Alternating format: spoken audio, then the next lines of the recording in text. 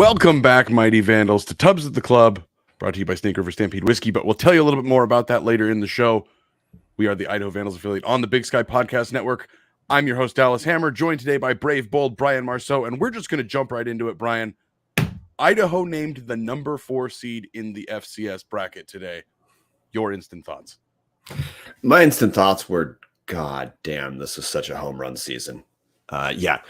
So look, heading into the Idaho State game, which we'll hit on later, but on paper, it seemed like Idaho was heading into this week was 6-7-8. If Idaho's 6-7-8, fantastic. Hey, second year in Jason Eck, Idaho's hosting a second round playoff game. You call that incredible progress, no matter what school you're at. And then look, Idaho now, if you guys are new to the FCS bracket, the top 8 seeds don't play in the first round. It's a 24-team tournament. 16 teams were unseeded play in round 1. And the scheduling of that first round is regionalized. So it is not your worst unseeded team plays your best unseeded team. A lot of it has to do with, hey, who did you play in the regular season and where do you call home, which often means Big Sky teams don't have real easy round 1 matchups. But Idaho, look, they're not in a round 1 matchup, so they're one of the top 8 teams. They're going to host their second round playoff game. But then the top 4 seeds, presuming they win their second round matchup, they're hosting second round as well too. So there could be 2 more playoff games at the Kibbe Dome if Idaho takes care of business. So no, dude, this is things breaking perfectly in Idaho's direction as far as where they are in the bracket. The 4 seed, look, they needed some teams to lose. We don't really talk about other teams, other conferences that much on the show, Dallas, but Idaho did get some help from Furman losing to the shittiest team they possibly could lose to in Wofford. And Idaho got some help with Delaware losing to Villanova as well. So that mattered, but Idaho took care of business against Idaho State. And Idaho's strength of schedule, top 10 in the nation, rewarded. The NCAA, I think this is dumb, but they do it. They count quality wins as ranked at the time. Well, hey, of Idaho's 8 wins, 4 of them are quality wins. You factor in Eastern, even though they finished with 4 wins, that's a quality win because they're ranked when Idaho beat them. We got the FBS Nevada win, plus beating top 10 Sacramento State and a top 10 Montana State at the time. That's a kick-ass resume. I got to say, I love that the committee seemed to care about strength of schedule and, you know, also who you lost to and how you lost to those teams as part of how you fit in. Because Idaho at number 4 seed with 3 losses, that is a little surprising. But hey, I think the committee got it right. Great news for Vandals. Yeah, Brian, you pretty much nailed that. It is kind of surprising to see again a 3-loss Idaho team up there, but again, when you look at it, it's okay. They lost to Power 5 Cal. They lost to number 2 Montana. Yes, the Weber State loss looks bad, but I think anybody with eyes could tell you Weber State would have made the playoffs had they played Munoz the whole year and just rode out any freshman issues. That was a completely different team that Idaho played than the team that was getting absolutely pasted the first half of the season. So, Idaho took care of what they needed to do. Obviously, it felt like the world was ending when Weber State got that upset victory, but Idaho goes out there, absolutely pastes Idaho State yesterday, number 4 seed. It is tough. Again, you're going to play good teams. Like, we're down to the final 24. You're going to play good teams, and when Idaho gets their opponent, you're down to the final 16. You're going to have good teams. SIU Nichols is a tougher draw. Captain 58 saying SIU worries me more than Nichols. Patty Frake saying we got one of the toughest second round matchups. I don't know what I think about Nichols, and we'll get into that, especially probably next week. We'll do a little short preview show talking about the opponents. But when you look at SIU, guys, SIU lost to Youngstown State, who was receiving votes at the time. Then they lost touchdown to South Dakota State, touchdown to South Dakota, and then they did get blown apart by North Dakota State. But this is a team that has quality losses just like Idaho, and it is going to be a very tough matchup. So the biggest thing for me is looking at Idaho gets a whole week off. Obviously, Jack Lane had one of the greatest performances in Vandal history yesterday. 6 touchdowns in the first half. Incredible performance. I think he was, 21 to 25, something like that. We'll talk that game in detail towards the end of the show. But what this means is Giovanni McCoy gets an entire extra week to heal up from whatever's nagging him. The offensive line hopefully will get a little bit of health back. This is nothing but a huge success for Idaho, Brian. Yeah, look, hey, you already brought up the only real home run that I think a team could have schedule-wise is getting lucky with a shitty regional matchup. And because you look at the unseeded teams that are at all theoretically regional, like Idaho already played Sacramento State. The committee does their best to not have regular season rematches. So whatever. I mean, hey, Nichols did kind of get their asses kicked by Sacramento State early in the year. Of course, Sacramento State looked better early in the season, but Sacramento State also essentially got their asses kicked against every pretty good team they played this year other than Nichols, I guess. So we have that. I guess the Big Sky and Missouri Valley Conference are those, that's like the SEC Big Ten of the FCS. They're the conferences that are going to get between 4 and 5 teams in. Big Sky got 4 teams in, 3 of which were seeded, which is to say it's pretty hard to not play a Missouri Valley team in the second round if you're from the Big Sky, based off of the committee trying to not have regular season rematches happen until there isn't really much choice. So, hey, the fact that Idaho has Southern Illinois, I don't know, man, like we haven't really dissected these teams that much, and this isn't the show for it. This is the instant reaction. But going through the Southern Illinois schedule for, just like 10 seconds, like you brought up that they have some parts of their resume that are kind of like Idaho, of, like their losses are essentially to pretty good teams who they looked good against. Plus there's a FBS win on that resume. But because every team is good, what really matters are matchups anyway. Look, I mean, hey, we just saw this with Idaho the last 2 weeks. A few weeks ago, Weber State and Idaho State, we picked Idaho State because Idaho State was looking like a different team at that point. Well, and we just saw, look, Weber State, Idaho State, the matchup with the University of Idaho wasn't remotely close. So that's kind of what I care about much more than what their overall record was, which we're going to look at later. But I can't stress this enough.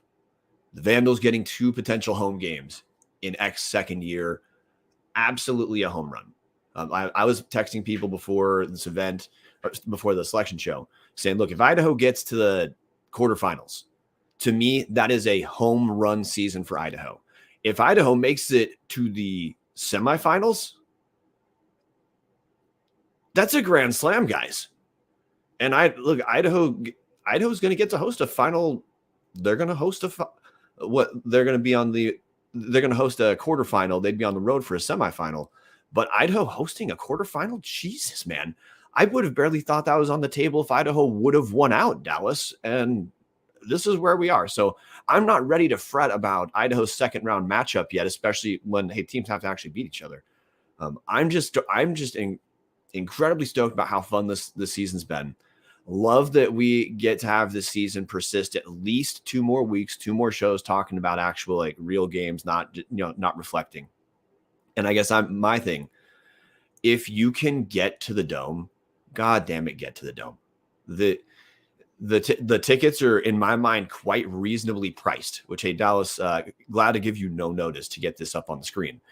But look, for reserve seats in the middle, around that 50-yard line-ish area in the sections of the Dome that are around 50-yard line, Dallas is working feverishly with no notice to get it up. We're talking $37 for those tickets. They go on sale Monday. So hey, if you're a season ticket holder, you get pre-sale. You can buy the seats you have for season tickets on Monday through Tuesday. Wednesday, everything goes on sale to the general public. But at $37, there's no VSF donation attached to these tickets, guys. The listed ticket price is just going to be listed ticket price plus whatever processing fees. But y'all know how that works. $37 for sections 4, 5, 6, 7, 8. Very reasonably priced. Clubber suites are $152, but GA tickets are only $27. If the money is that big deal to you guys, a $27 GA ticket's not a big deal. And hey, if like Kristy Mayer says, cheaper than regular season tickets because of donation, absolutely, Kristy. And look, if you got to be a cheap bastard, which hey, cheapest bastard in the world on the stream, guys, is me. At the very least, hey, buy your GA tickets and sit where there's open spots, because traditionally, this isn't just an Idaho thing. This is an FCS as a whole thing, because there's so little notice about playoff games. Attendance it usually goes down a little bit, but Idaho's got 2 weeks and for you to make your plans to get there for that second round game. Plus tickets aren't that expensive, man. I know my whole family's going to go. Just guys, again, Idaho has not made the playoffs that much. In the 21st century, this is Idaho's 4th winning season. Don't sit this out hoping for some better future. Guys, the future's now. God damn it, buy your tickets. Yeah, we talk a lot about, this is the trajectory of X program. We are projecting that year 3, year 4, year 5, as long as he's still here and most of the coaching staff is still intact, or again, those that depart are filled with guys that are just as good, if not better. But that's all projection. All of that could change immediately. Don't take it for granted that Idaho has a home game in the second round of the FCS playoffs. Again, so Brian mentioned this, but I want to say it again, just in case anybody needs to hear it again. Tickets go on sale to the season ticket holders on Monday at 9 a.m. They have until the end of Tuesday to purchase their tickets. Starting Wednesday, the 22nd at 9 a.m., tickets are on sale to the general public. So if you're a season ticket holder listening to this, you've got a day and a half to get your tickets locked in. You'll get to have your tickets, which, again, hand up, that's absolutely what I'm doing. I'm going to be sitting in the same spot in section 7 that I always sit. And then, again, Tuesday is your last day. Wednesday, this shit gets opened up, and hopefully Vandal fans are going to go nuts. There's the price again. Again, guys, $37 for the gold section. So anywhere between 4 and 8, the 20s on the alumni side. Anything between the 20s, you're spending under $50 a ticket, under $40 a ticket. Obviously, the club and suites don't count, but guys, these are great prices. Like Kristy said, cheaper than regular season tickets to go see Idaho in the playoffs. This is your best chance to see Idaho taking on a legitimately good team, just like, again, Montana State. If you didn't make it to those games, this is your chance. This is the cheapest it's going to be, and it's going to be loud. Brian, quick shout out. I know that we're doing this weird thing where we're talking a little bit about Idaho State. We've obviously got the 4 seed is the big news today. The Dome was rocking yesterday. It was the best Thanksgiving crowd I've ever seen. Almost 10,000 people. The student section absolutely brought it. Shout out to the Vandalizers. I critiqued the heck out of them in week 1 and 2 when they were chanting very loudly when the Vandals were on offense. It was quite silent the whole time the Vandals had the ball, and anytime Idaho State had the ball in the first half, holy crap, it was just insane. Great atmosphere. The Dome is going to be electric for the playoffs, Brian.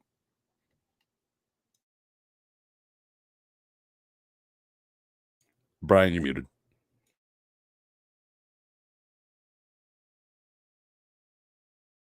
Brian, you're still muted. Jesus Christ. Okay.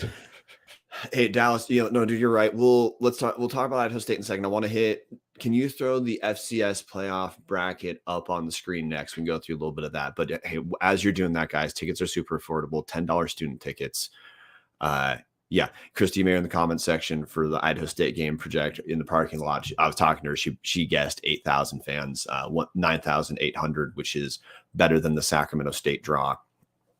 Incredible. Which to talk about the playoffs, Dallas, while you're getting that up, that gives me faith that Idaho could have one of the better home crowds for the playoffs. If for the Thanksgiving game, which it is just not part of Idaho culture yet, to expect that hey, you students should not be traveling that weekend if it's a home game. It is not part of Idaho culture yet for fans to say, hey, we absolutely have to send all the seniors off with a good crowd because of this kick-ass season we had. The fact that Idaho gets to 9,800, very good environment. And hey, I know the listed attendance in the Dome, or the listed maximum capacity in the Dome, is 16,000. That is, everyone should keep in mind, that's a bullshit number as long as we're going to give the band an entire section, which I want to give the band an entire section. Just means you're understanding that ratio of how many people showed up. The ceiling is probably 14,000 for what an actual sellout is, while the band has an entire section. So, hey, just under 10,000 out of 14. That's what we call a kick-ass environment. So, Dallas, to look at Idaho let's look at Idaho's side of the bracket. We can talk about the Big Sky a little bit because I think maybe one of the things that fans will be interested in is like they already know Idaho having the potential to host 2 playoff games for Idaho, hosting through the quarterfinals. Everyone knows that's a home run. That's not even something I might have thought was on the table had Idaho not lost to Weber, maybe. We know that. But like, hey, let's look at just looking at the Idaho side of the bracket. Are there any other potential future intriguing matchups you see that could be on Idaho's path? I mean, Brian, it's the no-brainer here, but if Idaho somehow gets through, again, projecting right now, Southern Illinois, just they're at home. They seem like the better team, just on paper. From the 5 seconds I've taken to look at the two of them, Southern Illinois scares me much more than Nichols does. If Idaho gets through Southern Illinois, you're talking either NC Central, Richmond, or Albany coming to the Kibbe Dome. And if you get through that, you're talking X guys, South Dakota State. I would be stunned if they lost to any of the teams in their quarter of the bracket. You're talking a semifinal matchup against South Dakota State, December 15th or 16th. That, again, I don't know if Idaho has the lines to hold up against South Dakota State. And again, there's multiple things that have to happen to get to that. But when you're looking at the former offensive coordinator of the best team in the country going up against his former team, you got to feel that guy's going to have some stuff baked in, and he's going to have an idea of what to do. Shout out Nick Weber here. Chris mentioned it on the FCS Fans Show, but if Albany comes to the Dome, it might be the last home game of 2023 and the first home game of 2024. So that's really cool, getting a chance to see Albany before playing them next year. Brian, that's my big thing here, looking at South Dakota State on this side of the bracket. Obviously, you don't want to have to play South Dakota State because, again, best team in the country for a reason. They're undefeated. But of all the teams that might have a puncher's chance, got to give it to the Fighting Necks, man.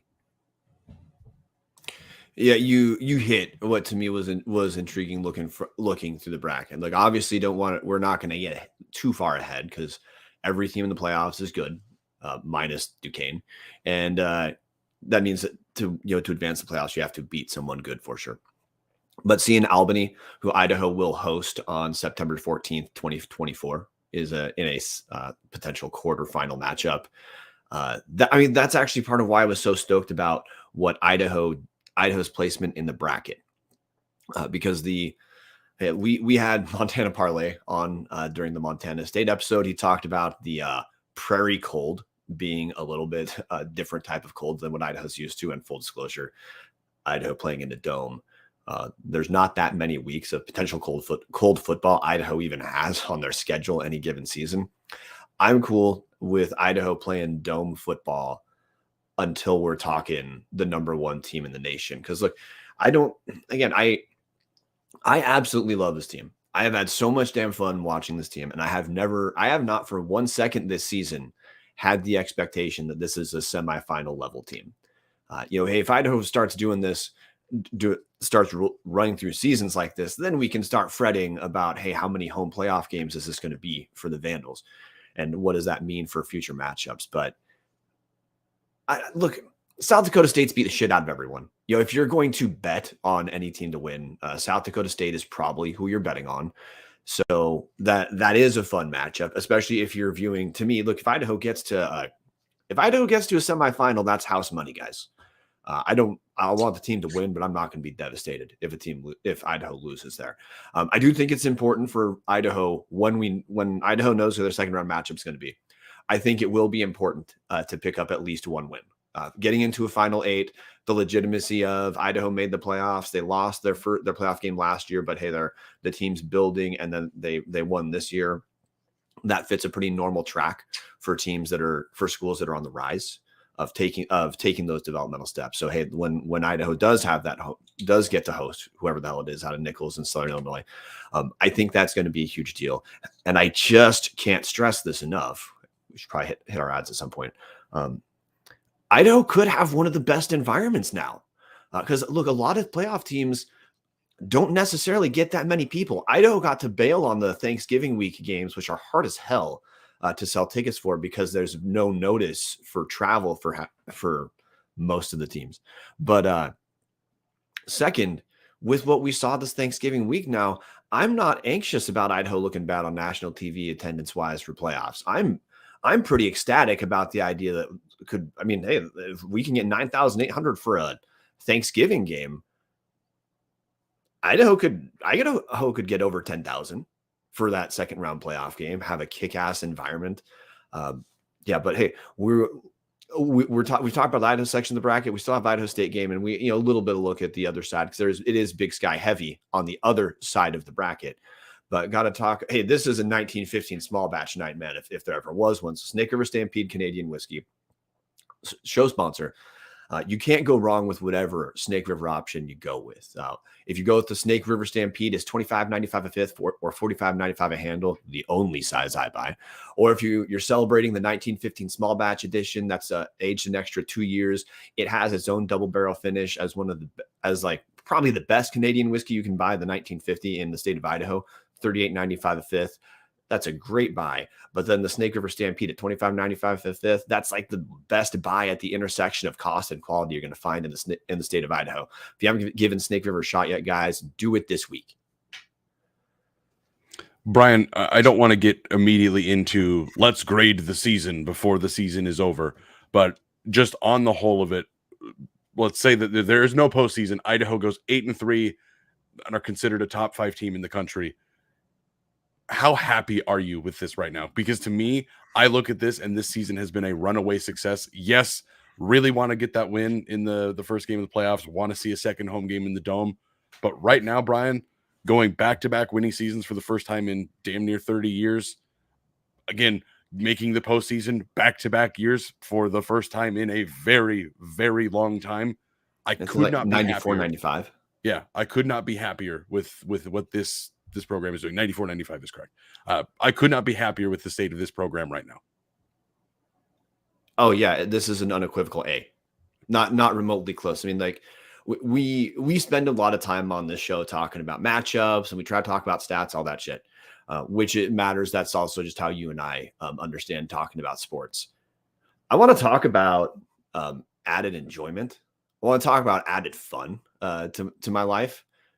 Jason Eck being hired the staff he has, the team he's put together, and what the dudes on the field do, I don't know how to quantify how much fun this has added to my life. I mean, phase one, the show, we don't talk about the production of the show because I mostly think that's a boring thing to talk about. It is so goddamn easy to talk about this team. The games are fun as hell, which barely feels like, it doesn't feel like research where like we've had teams, Dallas, where watching the games feel like research. Dude, that's not this. This team is fun as hell to watch. You guys can hear my voice. It always gets thrashed and it's always screwed up for like 4 or 5 days after games. Yeah, that's on purpose. But yeah, like that's the thing that I'm going to key in on that I see is home games are celebrations now. Home games are, everyone is happy. Everyone's, even when Idaho loses, like it's not the graveyard Idaho football had been for a long time. Like it's just a new era. It kicks ass unbelievably. So yeah, all that added fun. The fact that now Vandals are showing up with better attendance numbers than I remember for virtually any season, being a Vandal fan that starts in 2005 as my background.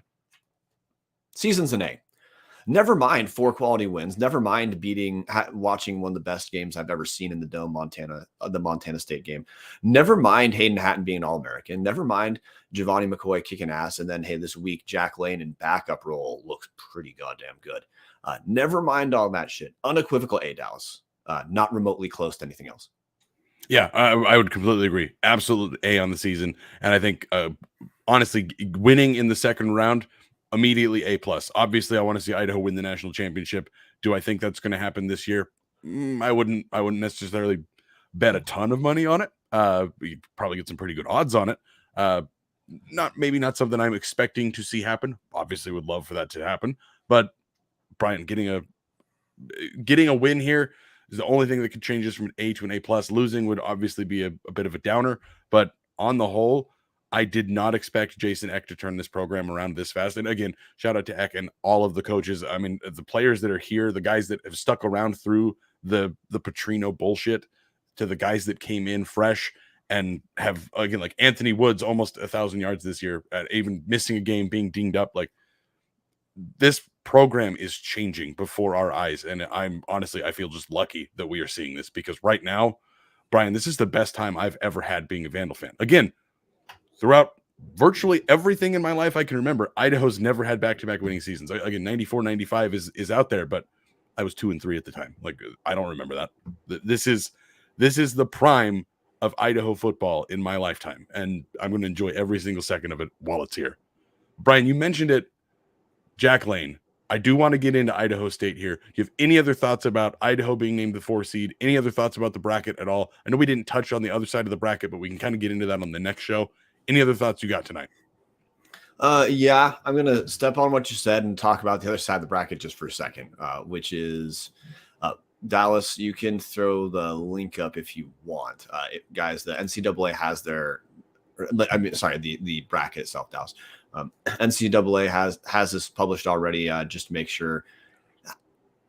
Anyway, you guys don't have to make sure about anything. The printable version is way easier to read. So scrolling through, one, I kind of like that Idaho avoids the Big Sky heavy end of the bracket. Partially, it just means that we're going to see new potential teams, which I love that. Hey, Kristy Mayer, playoff football in the Dome beats a bowl game in Boise. Co-signed, 100% co-signed. Look, this is just, I just got to tell you, we on purpose don't try to go through like circle jerk discussions about conference realignment for no reason all the time. But like, hey, we have an actual comparison here. I 100% love what the FCS does when you're good. Love that we have the selection show to care about. I love that Idaho's going to get to show where they truly are in the national rankings, that we're going to, in the Big Sky fans, we all believe the Big Sky is best conference or second best conference in America. It's one of the two. Well, hey, Idaho gets to prove that. And sometimes it can be the matchups with what you get out of the Big Sky when you play other teams in that first or second round. Sometimes it's pretty wild to see Big Sky teams annihilate. For example, 2019, Montana put up like 70 on Sela in the second round. I don't think Idaho's going to have to worry about that. Southern Illinois looks like they're for real.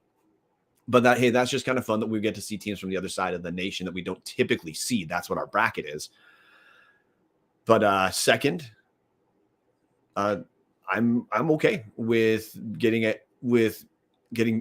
able to understand the second side of the bracket as like the Big Sky bracket to pay attention to, with where Montana State, and those North Dakota schools match up. I'm okay with that. Hey, Montana at number 2, they win the Big Sky Conference Championship. That looks like about where they should be. Pretty rough for Delaware, who is probably going to play Montana, who had Delaware beat Villanova. We were talking, and I was talking on the Big Sky Podcast Network Power Ranking show about how Delaware is a team, if they beat Villanova, is probably going to be seeded above Idaho. That's some of the help the Vandals got. Now Delaware might have to travel to the number 2 team in the nation when they were in line to host. Yeah, that's a rough couple weeks. And a little bit interesting too on the Big Sky side that Sacramento State loses last game of the season to UC Davis. Both teams finish at 7-4, and Sac State gets in. But that's okay. This is a thing where it's easy to talk about the NCAA getting shit wrong because there's a lot of shit the NCAA gets wrong. I like that the committee looks like they really value the strength of schedule. I like that the committee did look like they tried to value. If you beat good teams, we're not going to forget that because of a single matchup throughout the year. And I think it's fair to say 7-4 Sacramento State probably has a better resume than 7-4 Davis, even with that head-to-head. But, hey, Big Sky gets 4 teams in. UC Davis is probably one of the first teams out. So, hey, that's 5-ish playoff caliber teams in the Big Sky. That's part of how a school like Idaho is always going to have that tough strength of schedule, because you can't get through a Big Sky schedule without playing about 3-ish playoff teams. And that's what Idaho had this year in their Big Sky schedule. They went 2-1 against Big Sky playoff teams plus the FBS win. So, hey, congrats NCAA tournament committee. I like what was stressed as valuable for teams' resumes. Fully agree, Ryan. All year long, Idaho is in the top 10 in schedule strength. And again, you're looking at the teams that have 3 losses. Idaho got up on top of all of them because, again, you had an FBS Power 5 loss and a loss to number 2 Montana. And then, again, your Weber State loss is not as damaging as Furman losing to a 1-win team. Now 2-win team. But you don't have some of those discrepancies because of how insanely strong your schedule is. So it really worked out quite well for Idaho. I do want to give a quick shout out in the comments. Kevin right now is saying President Green needs to be drafting a very generous contract extension now. The Nick Weckberg jumping in. Best way to get the staff a raise is to donate to VSF. The donation money that goes towards scholarships is money that stays in the athletics budget for coaches, for equipment, for all of those things. So if you guys want to see Coach Eck and this staff continue to stay here, I know there's been a lot of people talking like, could Boise State take Jason Eck?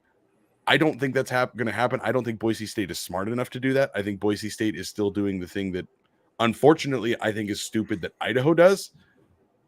Idaho, in their coaching search, looked for who are guys that have Idaho ties. We got real lucky that Jason Eck had an Idaho tie, happened to be the OC of, again, the biggest power now in the FCS. Obviously, they weren't quite there at the time that he was there, but I don't see Eck leaving for Boise State. What I do see is somebody eventually is going to see what Jason Eck did to this program, and someone is going to take him away for a big-time job. You've seen North Dakota State coaches move on to Wyoming, to Kansas State. Like, there are guys in the FCS, as Deion Sanders, obviously. There's obviously some of the pomp and circumstance around Deion. Was a hell of a coach in the FCS, and I think he'll turn Colorado around. But if you want Jason Eck to stay here as long as he possibly can, donate to the VSF.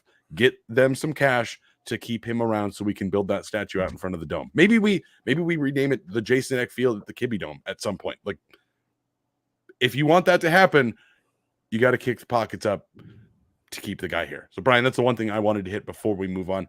I've already asked you this, but any final thoughts about the seeding before we move on to Idaho State? Well, no, I filibustered you on Kristy Mayer's point. How are you experiencing the playoff thing over bowl thing? So I think everybody that is in the Discord and has kind of followed us on Twitter knows that I'm more of an FBS guy than an FCS guy. I'm sorry. I know that there are definitely people in the comments that probably don't love that from me.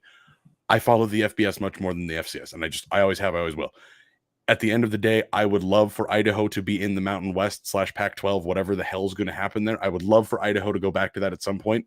But right now, this is the place for Idaho to be, and playoff home games in the Dome. Obviously haven't seen it yet, but I know what's going to happen in 2 weeks, and it's going to be a whole lot better than going down there and freezing my ass off in Boise. Again, I was at the 2009 game. It was incredible, but guys, home games in the Kibbe Dome, you can't really beat that.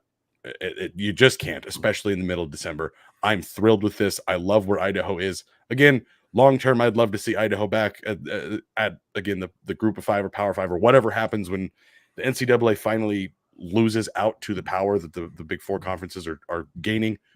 But right now, absolutely love home games in the Kibbe Dome. Absolutely beats traveling to Boise to watch Idaho play honestly probably a Sun Belt team at that point. Like, come on. It was cool and all. It would have been way cooler if it was sustained. And right now, I've never seen Idaho go to 2 bowl games back to back. I am about to see them go to the FCS playoffs back to back. That's where Idaho belongs. Yeah, and look, the other thing is that I love about where we're at is what you do week in and week out matters. At the level you just described for Idaho outside of the FCS, it doesn't matter what the hell you do week in and week out. Because where you go is based off of your conference's contracts with the shitty bowl games that no one cares about and people who don't play in them make fun of. For Idaho, the fact that Idaho did what they did through their schedule and scheduled as tough as they did, it gets rewarded. It truly does make every week matter in a way that it's just not the same when you're at that low level and you're not inside the FCS. So absolutely love it. And the other thing too is I just think at the level of football Idaho's at, what's going to kind of dictate some of the extra environmental stuff for you is how into your team you can get your fan base.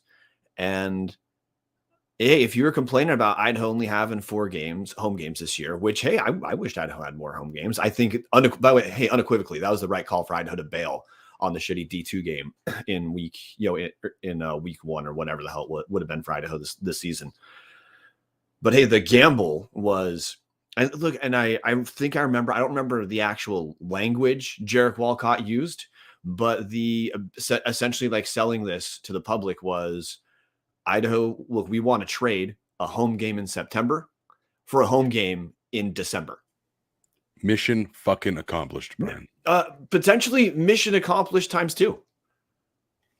Truly, that's what it is. Idaho could now have 6 home games, which, by the way, is better than what average seasons are for the Vandals. Doesn't matter what affiliation you're talking about. And that matter. The reason I just got stressed is why this is so much goddamn fun for me still is the Vandals got it because they earned it.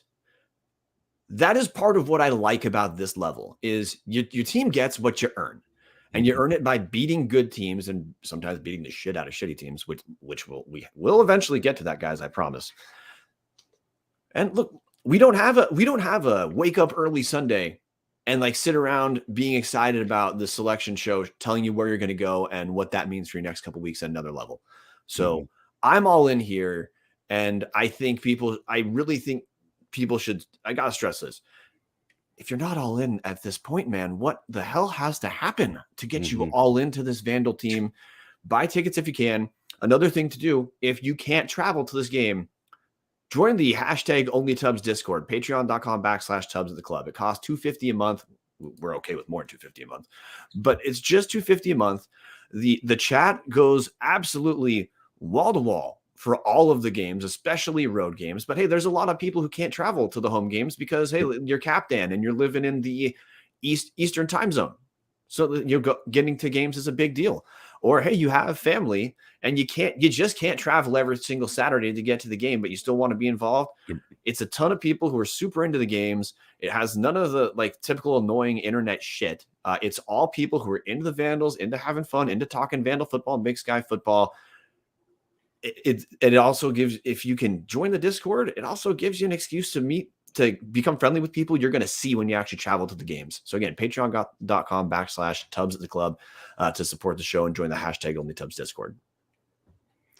And Brian, we can't forget that if you are looking for a great all-inclusive week-long vacation, don't look past your backyard. Hughes River Expeditions has been vandal-owned and operated since 1976, and they're ready to take you on the vacation of a lifetime. Enjoy a multi-day trip down the Middle Fork of the Salmon, the main Salmon River of no return, the Salmon River Canyons, or the Selway. You can even check out special trips like one to see the Perseid meteor shower.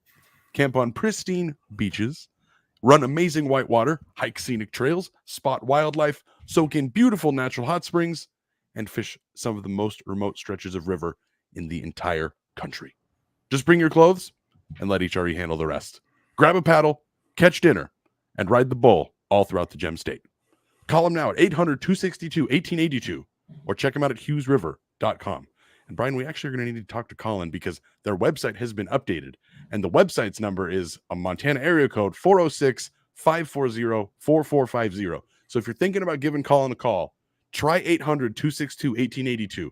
And if that doesn't get you there, hit the website, hughesriver.com. You can pull the phone number 406-540-4450, hughesriver.com. Brian, it's time. I know that this is not the newsworthy thing anymore, but let's talk about one of the most fun experiences I have ever had in the Kibbe Dome. We're just going to throw that score up there for anybody that doesn't know what happened yesterday. Idaho 63, Idaho State 21 in a game that was not that close. Idaho led 56-0 at halftime. Absolute shit pumping, to borrow my favorite hockey term, absolute shit pumping of the Bengals yesterday, Brian. As Super George 111 or 111 says, we beat ISU so bad they dropped football. And honestly, if I were Cody Hawkins, I'd be seeing if Kenny Dillingham's got a job on staff at ASU because it's time to get the hell out of Pokey. That you were 100% right that Idaho felt like they could have scored 100 points. It was just okay. Two things. Because of the anxiety that I think Vandal fans, and us included, had felt over the last couple weeks heading into this game, it was great to see Idaho just absolutely show up. And it was the Montana State level focus for the Vandals against a non-Montana State team. And they beat the shit out of Idaho State. It was a matchup nightmare for Idaho State because when Idaho State's offense is not clicking, they're the inverse of Idaho, as in their time of possessions is like 15 seconds until they're punting. And Idaho could do essentially whatever the hell they wanted to do. Giovanni McCoy did not play. We talked about that on the show on Wednesday, that McCoy very likely not going to be out there. Jack Lane was fantastic playing for McCoy. Goes 20-26 for 6 touchdowns. His deep balls looked fantastic. You could probably cover individual, like how many deep passes Lane had over 3 guys.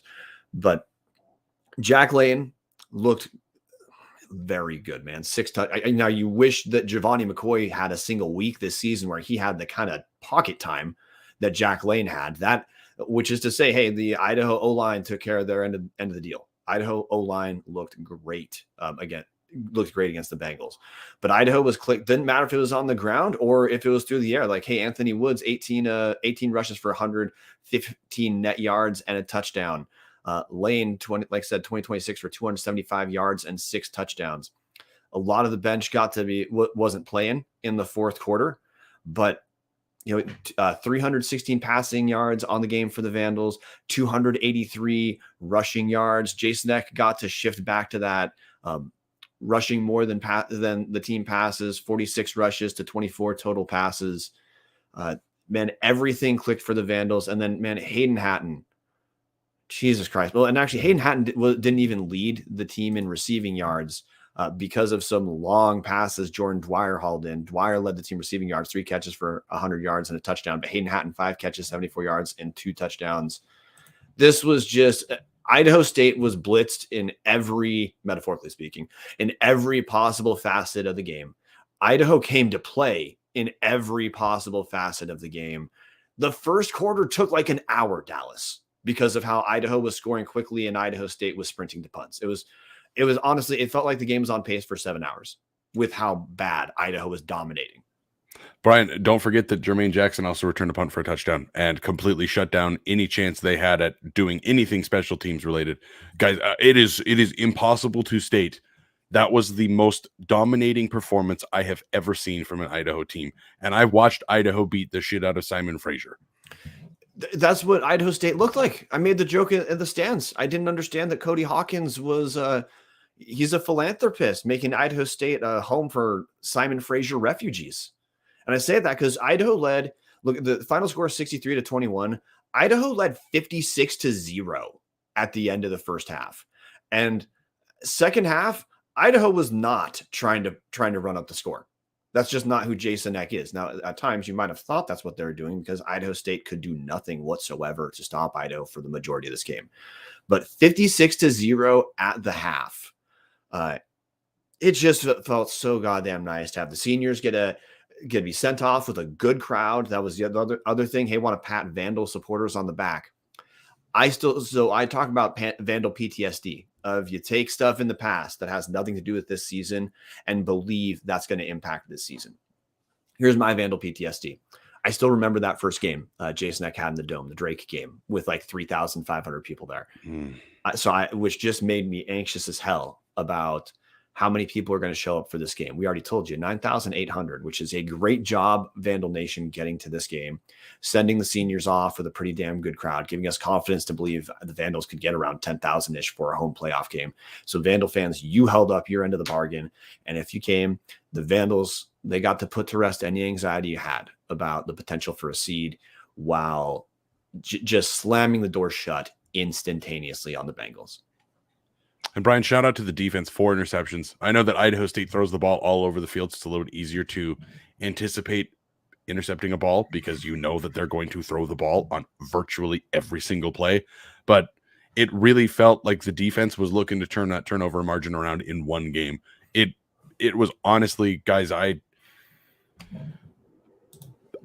made the joke next to my wife, and she maybe didn't love the joke. I turned to her and said, "This is the best day of my life. Like, I have never seen a truly, honestly, fully dominant performance from every single phase of the Vandals." Jack Lane looked outstanding. Brian, you mentioned it.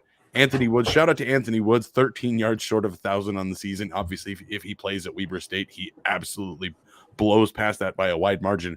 You expect after hopefully 1 carry, probably 2. He's going to break the 1,000-yard mark against Nichols or Southern Illinois on December 2nd. And then shout out to Jack Schuster.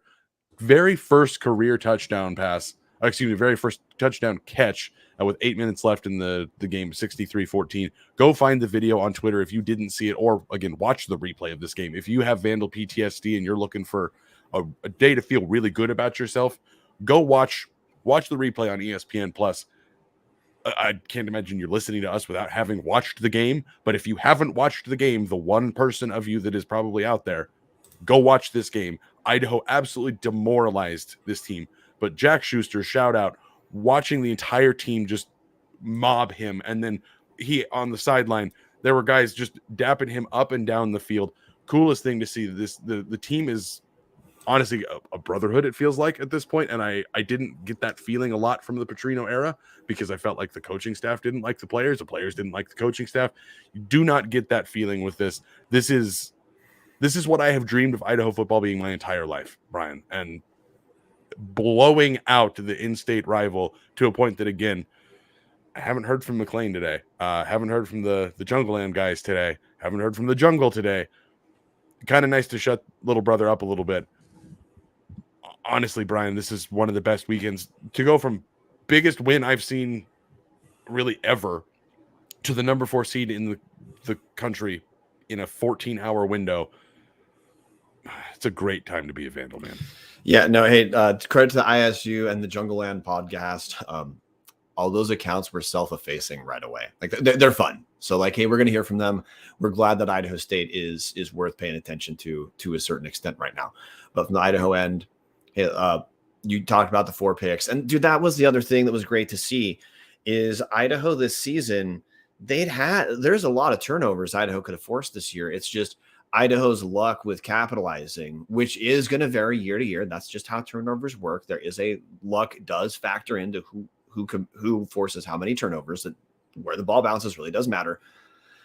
Idaho getting their hands on those picks. Dwayne McDougal, NAU transfer safety for Idaho with 2 of the picks. Ormani Arnold a pick. Then Kyron Beecham had the first pick, which to me was Kyron Beecham getting that first pick. It felt like a momentum thing for the defense, where suddenly it's hey, everything's clicking, tackling's great.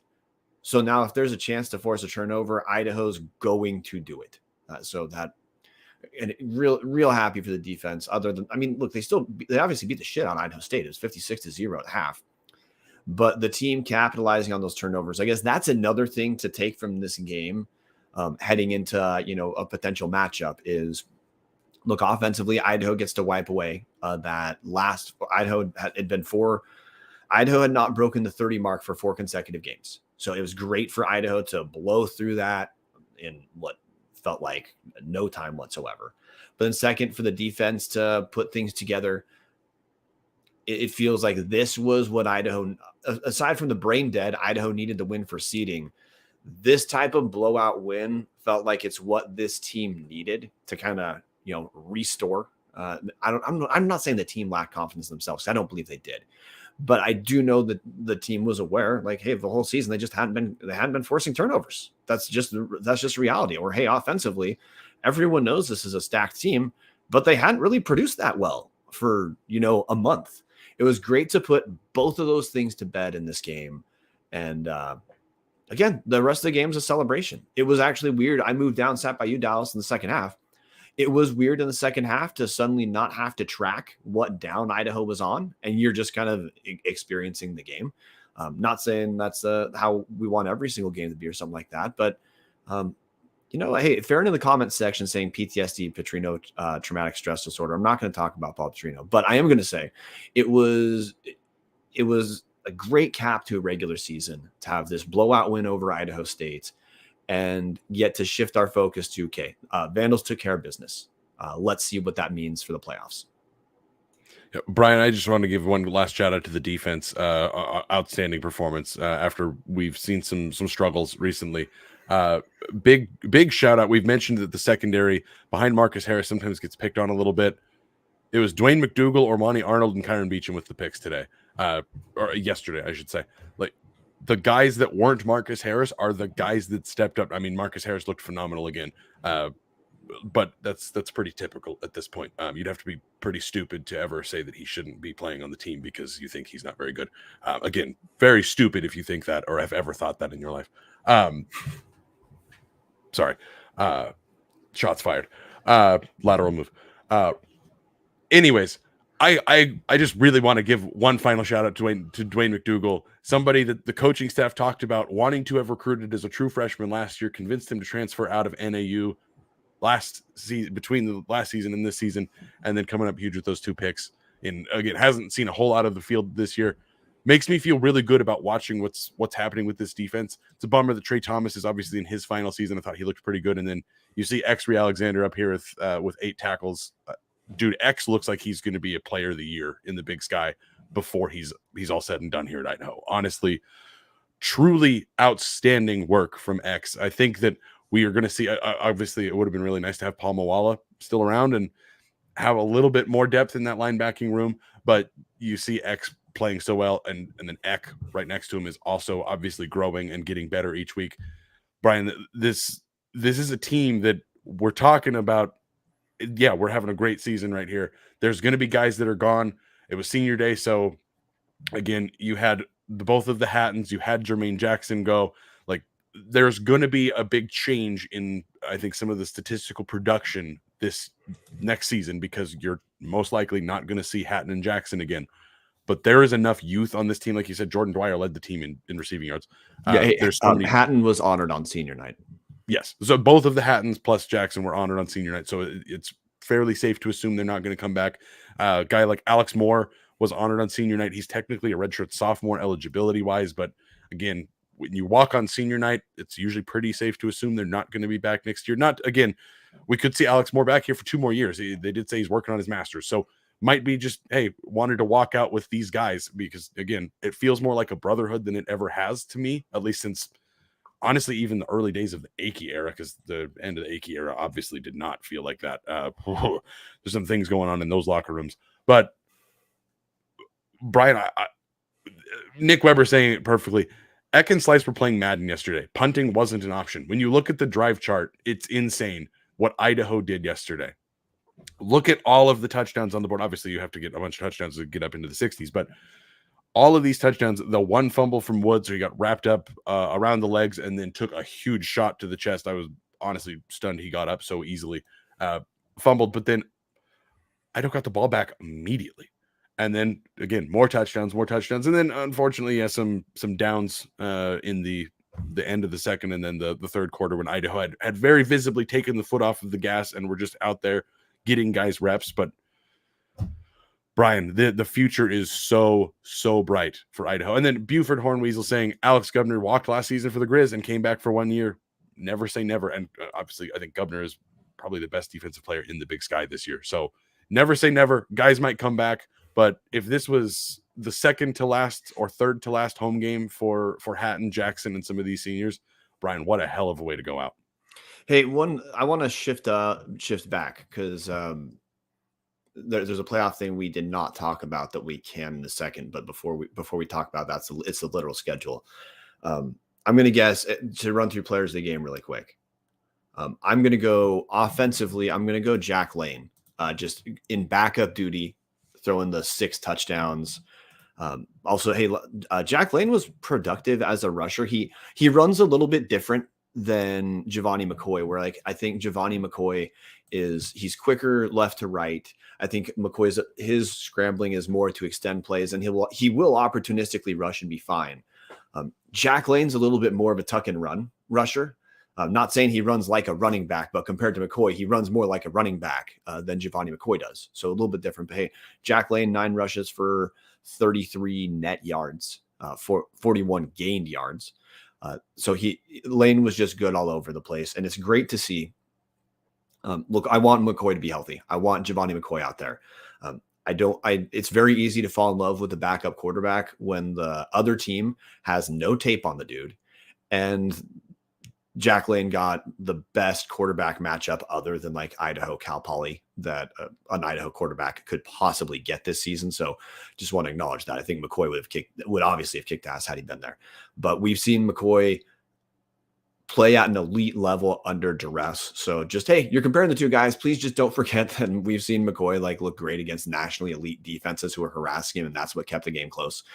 I'm happy McCoy gets those 2 weeks off because I will be ecstatic to see McCoy back under center, but then I also know if for some reason McCoy's hurt and he can't go, Jack Lane is doing everything he can to show that he is a good FCS quarterback. He for sure looks like a guy out there who, if he were on a different Big Sky team, there's a ton of teams he could start for.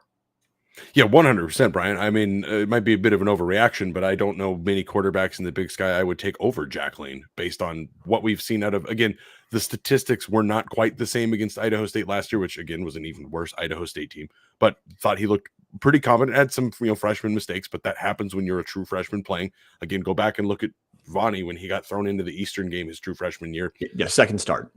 Didn't look great.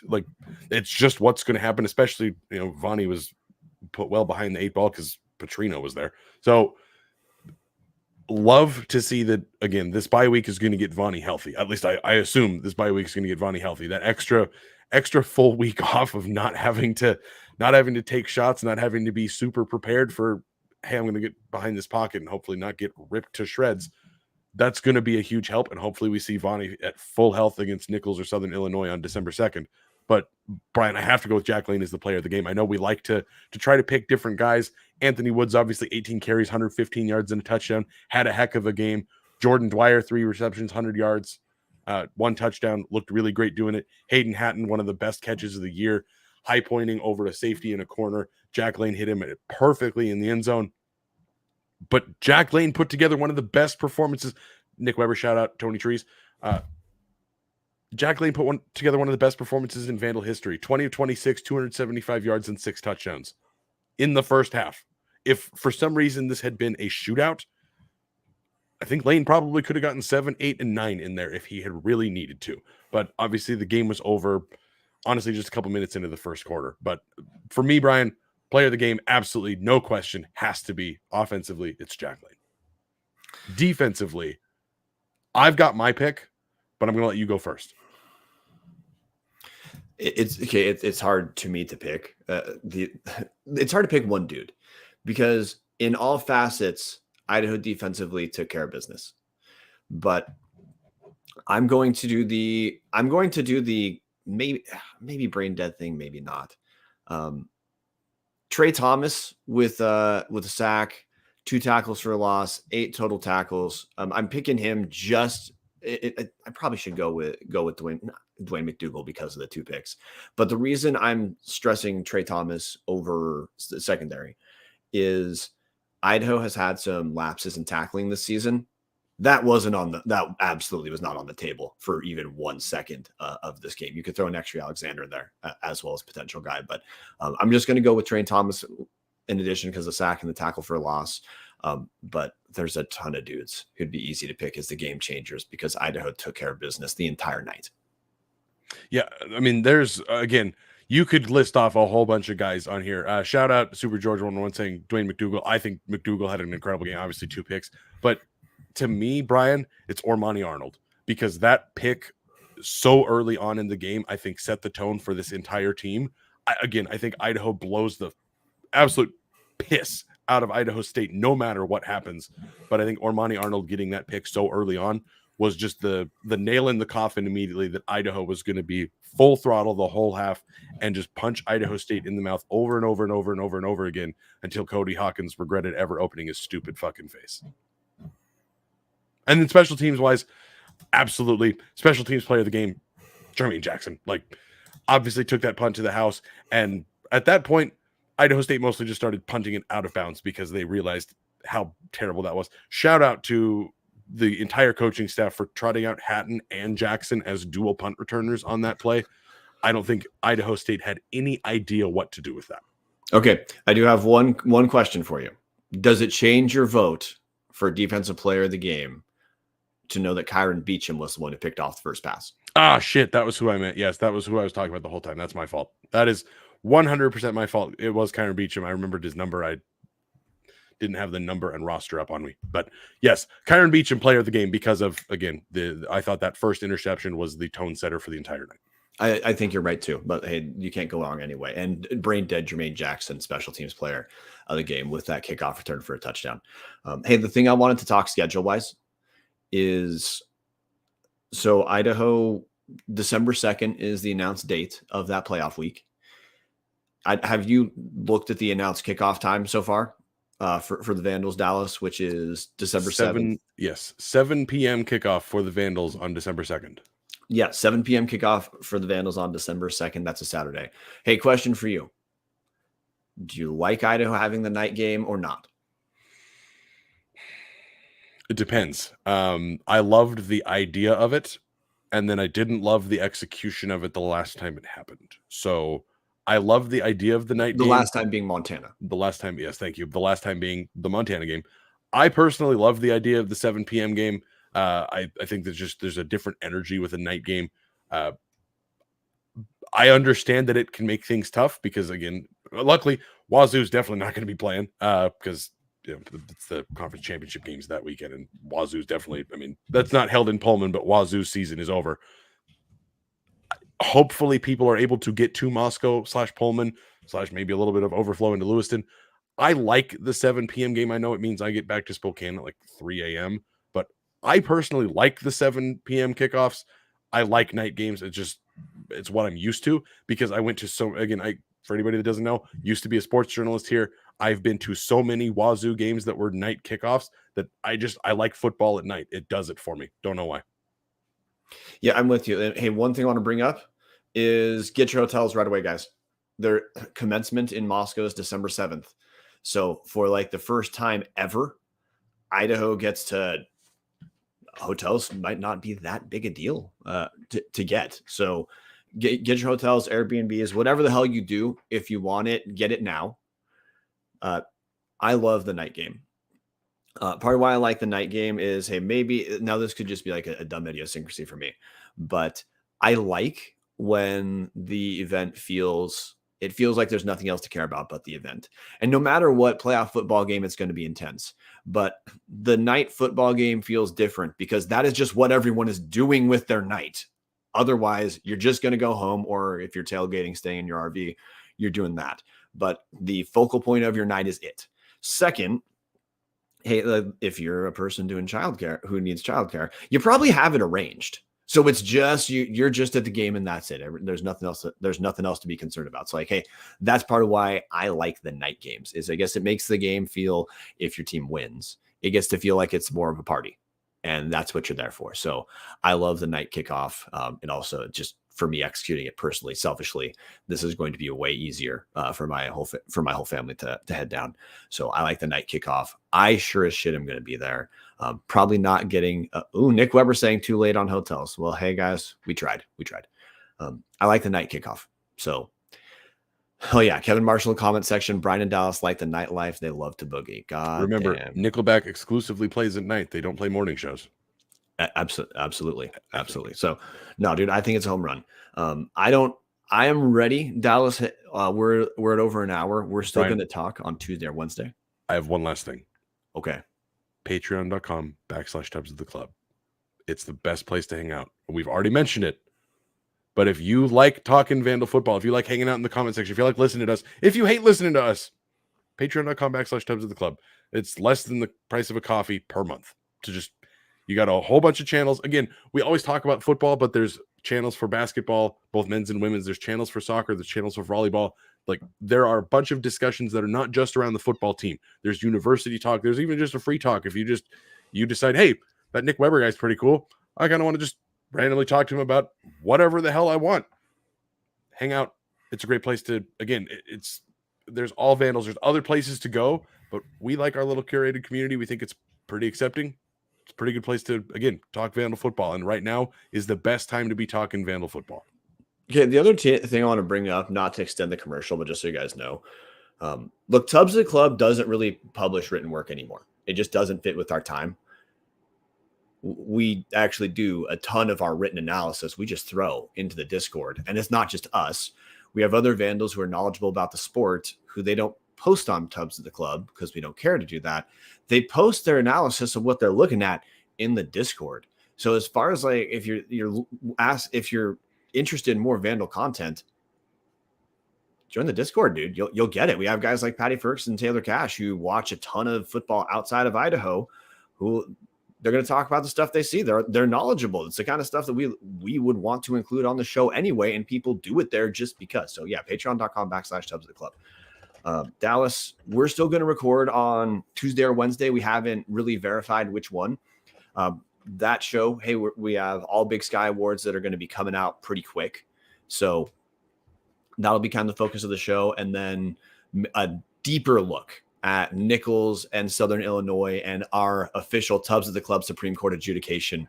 Who do we want to win? I think I already know. But anyway, we'll do a deeper look at both those teams. And then, hey, just what else to look for in the FCS playoffs for this week. So, hey, we're still going to be there for Thanksgiving.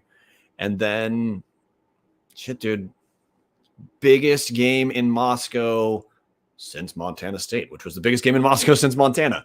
We've got a ton of, that's another thing we could keep going. And that's why when you asked me earlier, grading the season, why I wanted to talk about my experience and what I think is the experience of more Vandals a little bit more than some like game analysis is, holy shit, Dallas, we get to have like our three of our last four home games all now feel like the biggest game in Moscow since, but they're like, oh, it was like 2 weeks ago.